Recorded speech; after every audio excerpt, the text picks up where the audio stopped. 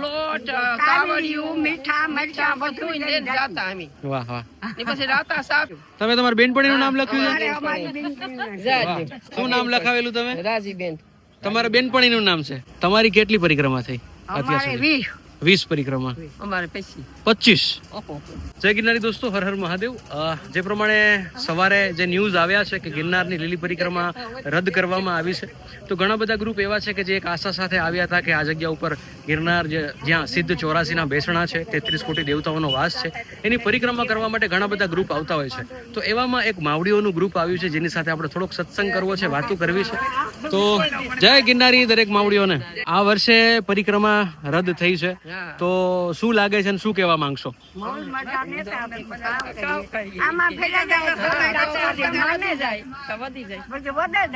બરોબર. તમારી કેટલી પરિક્રમા થઈ અત્યાર સુધી? 20 પરિક્રમા. અમારે પછી 25. પેલી પરિક્રમા છે તમારી. વાહ. અને તમારી પરિક્રમા કેટલી થઈ માં? મારી 12. બીજી. વાહ. તો સૌથી વધારે પરિક્રમા કરનાર માજી 25 પરિક્રમા કરી છે. તમે કેવડી ઉંમરના હતા ત્યારથી પરિક્રમા ચાલુ કરી હતી? દાદી ભેગા આવતા. બરોબર બરોબર. ઓકે. દાદી અમારા બાપા ની મમ્મી હતી ને, હા હા. એના ભેગા ભાર ઉપર ના રાંધતા અમે. વાહ. 5 દિવસ રહી. બરોબર. હવે ખાઈએ ના ખાઈએ પીએ ના મજા કરીએ. વાહ. અને હવે જ્યારે તમે આવડી ઉંમરે જાઓ છો ત્યારે પણ એ જ 5 દિવસ જ રોકાવાનું? એ તો 2 દિવસ ભાગી આવે ભાઈ. 2 દિવસ. પણ રાંધવાનું ને બધું હારે લઈને જ જવાનું? એ થઈ ગયું તે તો અમે રાંધવાનું ખીચડી લોટ કાવડિયું મીઠા મરચા બધું લઈને જાતા અમે. વાહ વાહ. ને પછી રાતા સા પીતા, પછી દૂધ તો બગડી જાય. બરોબર. નો રે એટલે રાતા સા પીએ ના હોઈ જાય. કરશે ચાલુ. કરીએ તો મજા ઉભા રહો. તો તમે બધે જે ગ્રુપ છે, બરોબર, સમૂહ છે, તો બધા બેનો છો કે મિત્રો છો કે બેનપણીઓ છો કે શું છે? બેનપણીઓ. નાનપણથી બધા ભેગા કે? ભેગા મેરામાં ભેગા રટાણે ભેગા. કોટલાના કુચિયાના બાજુ. બરોબર. પણ તમે મેળામાં અને પરિક્રમામાં ભેગા થાય. મારા નાનીમાં હે ને એને એની બેનપણીનું નામ હાથમાં લખાવેલું હતું. તો તમે કઈ એવું તમે તમારી બેનપણીનું નામ લખ્યું છે?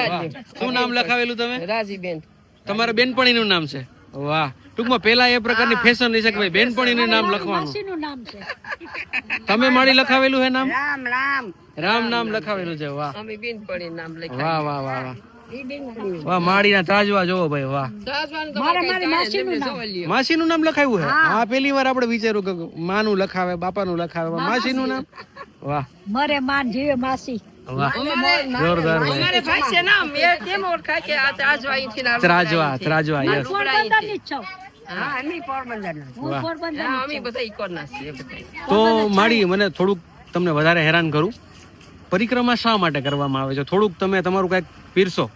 એ તો આપણી પરિક્રમા આપણી રામચંદ્ર એટલે 12 વર્ષ થયા હતા. આપણે એક બેદી ફેરવામાં કામ વાંધો આવે. બરોબર છે. બધા એમ કહે કે તમે પરિક્રમા કરો એટલે તમારો ભાવ સુધરી જાય. સાચી વાત? છે ગંગાજી ના આવો કે આ પરિક્રમા કરી લ્યો. તો આમ તો સીતાને ઉપાડીને ગયા તો એમ ગાતા ને એના હાજર નીકળે.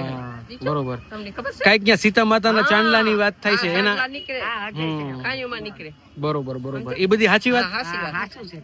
અત્યારે ને તમે નકમ જાય એટલે લેવી તો મોટી ભરેવી. બરોબર બરોબર. જરી જે હોય. હા, જરી વેડ્યા હોય. તો અત્યારે આ વરસાદનો માહોલ છે, કદાચ પરિક્રમા શરૂ થાય. અત્યારે તો કેન્સલ કરી દીધી છે, પણ કદાચ ચાલુ કરે તો જાઓ.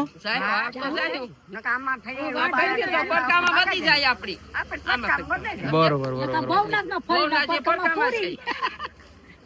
ભલે ભલે. ખૂબ ખૂબ બરોબર છે. ગંગાજી જમનાજી કરતા આ થડ મોટું. બરોબર છે. આ થડ જેવો કાઈ ને કાઈ આ થડ જેવો કાઈ નાચમ નહીં. વાહ. આટલી પવિત્ર ભૂમિ છે. સમજે માણસ તો. બરોબર છે. તમે કઈક કહેવા માંગતા હતા? અહીંયા તો 33 કરોડ દેવનો વાસ છે ને, તો આની પરિક્રમા કેદી કરીએ? એક વર્ષમાં એક વાર મળે. એકવાર. બરોબર છે. તો ઈ કહેવા માંગીએ અમે. મકોડી કઈ જોવા ન જડે, હાવસ કે દીપડા કઈ આપણે જોવા ન જડે. દિવાળી જાય કે ટીવી છોડે કે કાર પડકામાં આવે, કાર પડકામાં આવે. મા મહિનો આવે, વેહક મહિનો આવે, મા મહિનો આવે તો કેદું મેરો આવે. બરોબર છે. બરોબર. ખૂબ ખૂબ ધન્યવાદ. તમને થોડાક હેરાન કર્યા એટલા માટે માફી માંગુ છું. જય ગિરનારી. જય ગિરનારી. જય ગિરનારી. જય ગિરનારી. જય ગિરનારી. જય ગિરનારી. દોસ્તો તો આ એક ગ્રુપ હતું, જય ગિરનારી મળી. આ એક ગ્રુપ હતું જે એક માજીઓ જે છે બધા બેનપણીઓ ભેગા મળીને આ જગ્યા ઉપર આવ્યા હતા ગિરનારની પરિક્રમામાં.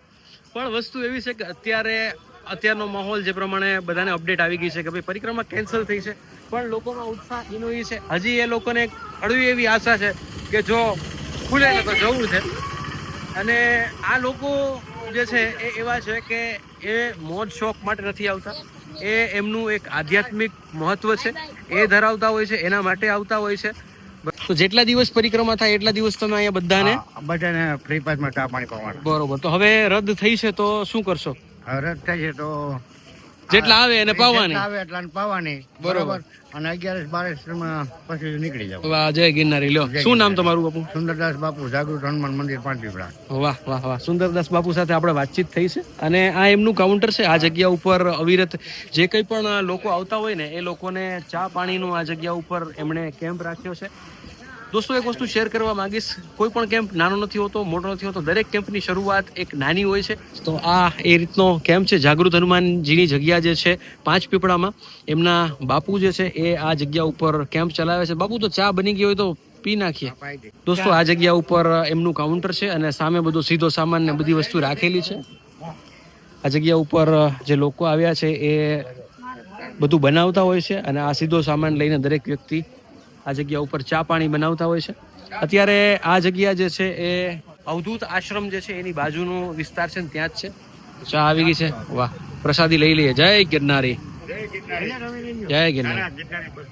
દોસ્તો આ જગ્યા ઉપર સરસ મજાની ચાની પ્રસાદી છે. તો ચા નકરા દૂધની ચા બને. વાહ, ચા. ચામાં કાંઈ ઘટે.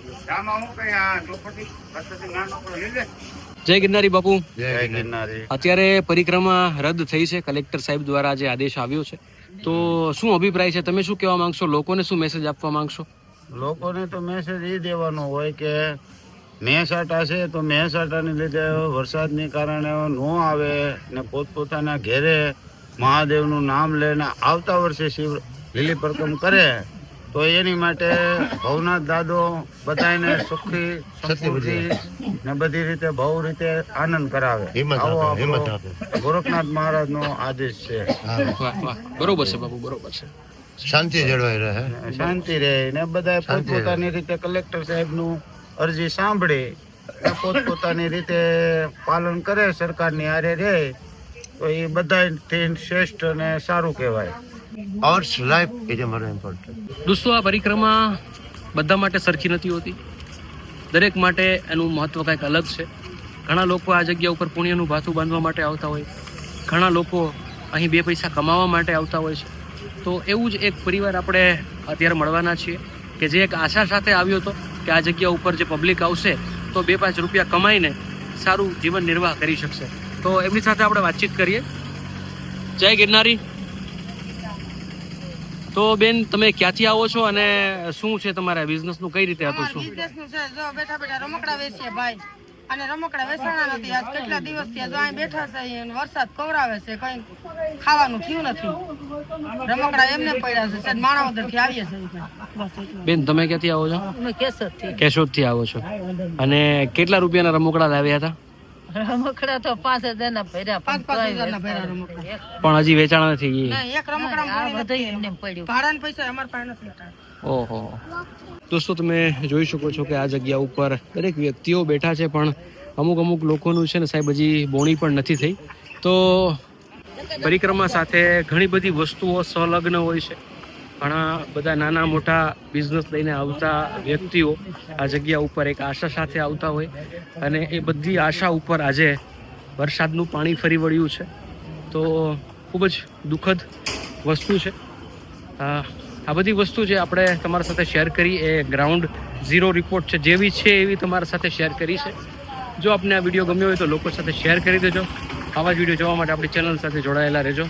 હવે અહીંથી આપણે આગળ જે પરિક્રમાનો રૂટ છે એ તરફ જઈએ છીએ અને જોઈએ કદાચ કાંઈ આપણને કોઈ એવા કાંઈ ન્યૂઝ કે કશું કાંઈ મળે તો તમારા સાથે શેર કરીશું. જય ગિરનારી, હર હર મહાદેવ.